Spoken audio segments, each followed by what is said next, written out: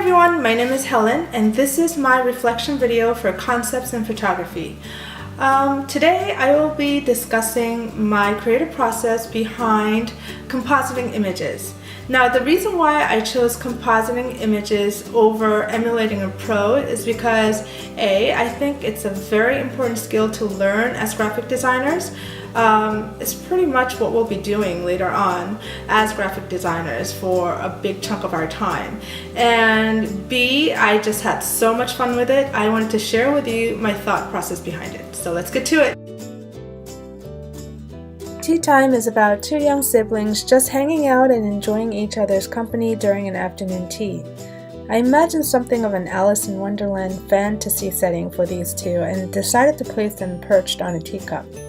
To get this dreamlike environment, I visualized a garden filled with light, so getting the right background was essential for my image. So I set my camera to aperture priority mode and try to zoom in to leaves or flowers I can later use to frame the image and also get a light bokeh effect going on in the background to really give it a dreamy quality. I took separate images of the two subjects and the teacup, always being very aware of the camera angles and perspectives so that all will be consistent with the final look I was going for. After getting the shots I wanted, I brought them into Camera Raw and just started playing around with the exposure, white balance, the tonal curve, and the hue and saturation in order to create the warm and rich tone I needed for the image. I isolated all the separate components from their original backgrounds and then brought everything into one Photoshop document and layered each component accordingly. The next step was to make these components look realistic. In order to do this, I needed to create shadows and highlights, so I started by creating a drop shadow for each subject. I modified the characteristic of the drop shadow and placed it into its own layer. Then I applied a layer mask to the drop shadow and used a soft brush with low opacity to selectively fill in the shadow in places where the subject was either touching or getting nearer to another object.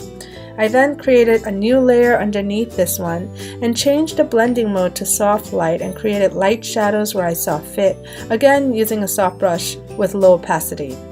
After playing around with shadows, highlights, and curves adjustment layers to get the right look for the subjects, I wanted additional light source in the background to really give it a glowing effect to the image. So I made a copy of the background and used the lens flare option in the filter tab to create a light source on the right side of the image. I had so much fun doing this composite image from start to finish, and I was pretty happy with my result. During the creative process, I learned that adjusting details like the color balance, exposure, and vibrance can set a specific mood for an image. I also learned that using layer masks and adjustment layers can save you a lot of time and trouble trying to fix things that you wanted to change later on.